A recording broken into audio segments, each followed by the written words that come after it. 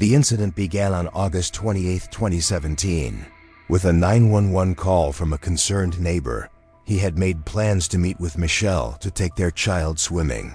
But when he arrived at her home, 911, "What's your emergency?" "There's something strange. At my friend's house, I thought I saw the mother standing at the stairs, but she looked frozen, like she wasn't moving at all."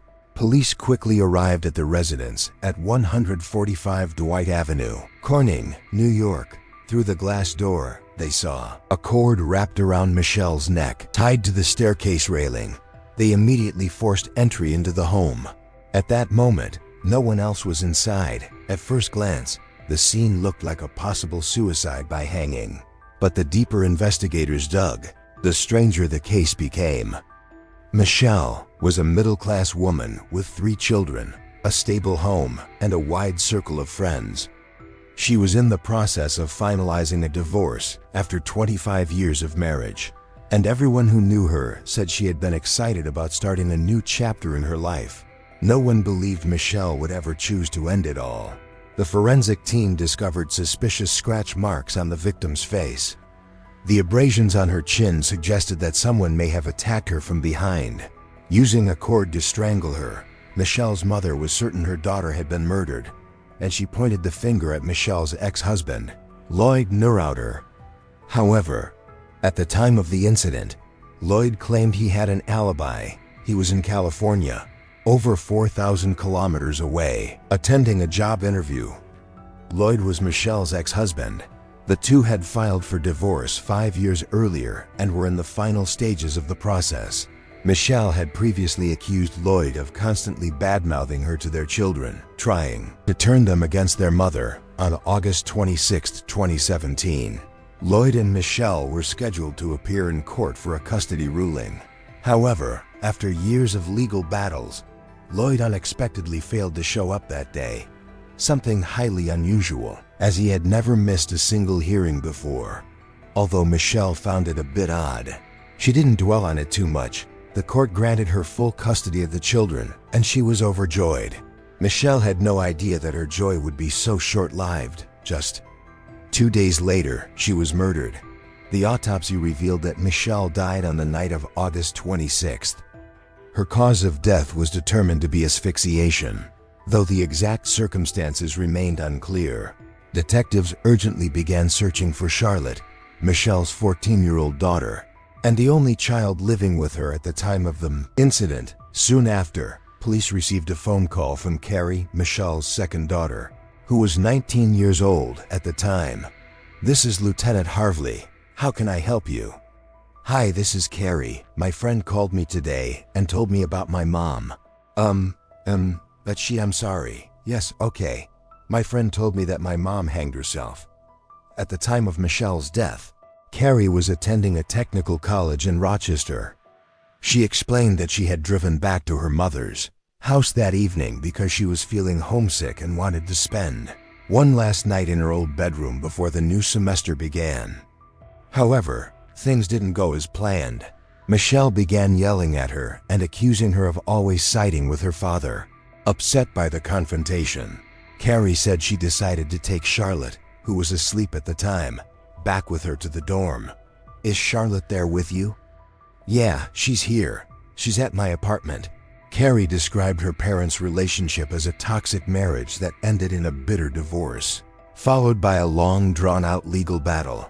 Lloyd had been fighting to gain custody of their youngest daughter, not out of love, she believed, but to avoid paying child support to Michele. Investigators conducted 2 separate autopsies with 2 different forensic teams. The results of the second examination ruled out the possibility of suicide. The injuries on Michele's throat were determined to be consistent with manual strangulation, not hanging. Authorities concluded that Michele had been murdered. When Lloyd returned to New York, he met with investigators and provided an alibi, including hotel receipts and details of his activities from August 26th to August 28th, 2017. Police reviewed the location history on Lloyd's cell phone and confirmed that, on the night of the incident, his phone was indeed at a hotel in Rochester. Detectives began digging deeper into Michelle's family dynamics. According to multiple accounts, Lloyd appeared to be a father who cared about his children, but he was also extremely strict, controlling, and domineering. He frequently yelled at and belittled Michelle in front of their kids, slowly shaping their perception and causing them to lose respect for their own mother. Michelle's mother also recalled a period when her daughter suddenly cut off all contact with family. It wasn't until much later that she learned Lloyd had been the one preventing Michelle from communicating with anyone. Many of Michelle's close friends said that her relationship with her children had once been strong, until Lloyd began planting lies and manipulating them, slowly turning the children against their own mother.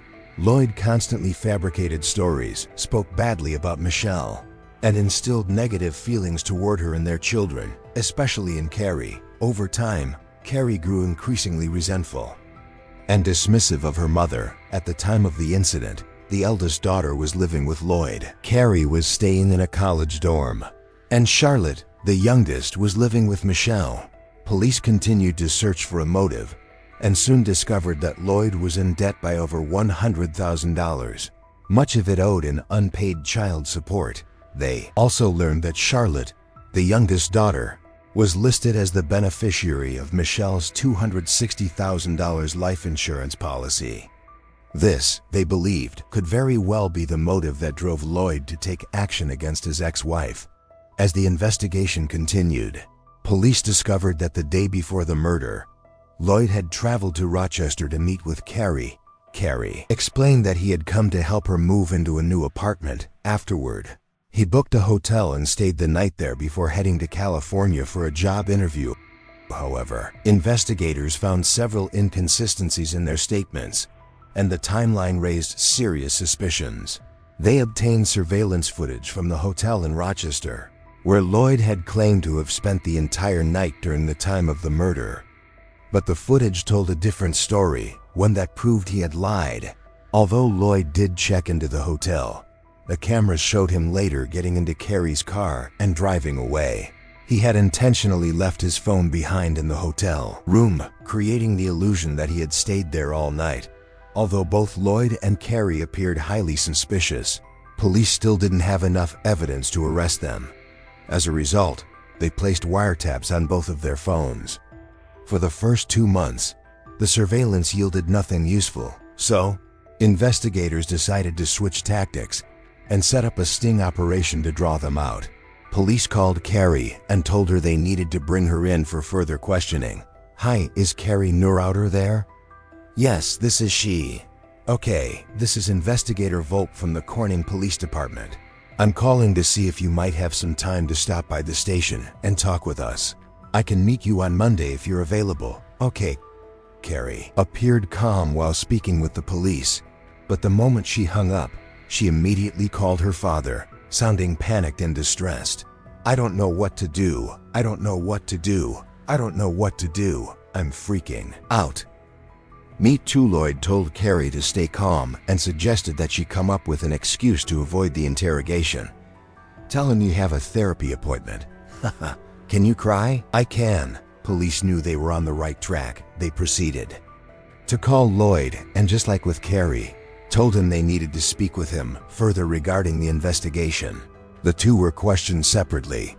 Lloyd appeared calm and stuck to his original story without wavering. He even agreed to take a polygraph test the following day, but he never showed up. Despite Lloyd's disappearance, police were able to track his phone signal and set out to apprehend him. Meanwhile, it didn't take long for Carrie to break. Under pressure, shortly after her interrogation began, she broke down and confessed everything.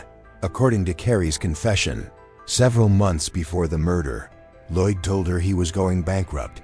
He said he was considering taking his own life, or, as a second option, killing her mother, Michelle. He pressured Carrie to choose between him and her mother, and Carrie chose her father. On the night of the murder, Carrie picked Lloyd up from the hotel. Together, they drove to Michelle's house. Carrie disabled the home's alarm system so Lloyd could enter without being detected. Michelle was on the staircase when she realized Lloyd was there. he walked upstairs and began arguing loudly with her, while Carrie sat in the living room, worried that the shouting might wake up Charlotte, who was sound asleep. Carrie carried her little sister out to her car. When Carrie returned, she no longer heard any sounds coming from upstairs. She went up and helped Lloyd stage the scene to make it look like a suicide by hanging. Once everything was in place, Lloyd quietly climbed into the trunk of Carrie's car for the drive back to Rochester, all while young Charlotte remained asleep in the back seat. The investigation team tracked Lloyd's phone signal and located him on the rooftop of a building. However, thanks to professional tactics, one officer managed to distract him while another suddenly rushed in and tackled Lloyd to the ground. He was handcuffed on the spot and taken into police custody on January 24, 2018. Lloyd and Carrie Neurauter were officially charged with the murder of Michele. Carrie pleaded guilty and agreed to testify against her father. DNA evidence from Lloyd was also found on Michele's clothing, further confirming his involvement in the crime. On January 24, 2018, Lloyd Neurauter was sentenced to life in prison without the possibility of parole. That same month, Carrie was sentenced to 1 to 3 years in prison for second-degree manslaughter. She was granted parole and released in January 2020. The case sparked strong and divided reactions from the public. Some people sympathized with Carrie, believing she had been manipulated, brainwashed, and drawn into her mother's murder by her controlling father. They saw her more as a victim than a willing participant. However, many others felt that the sentence Carrie received was far too lenient for the crime she was involved in.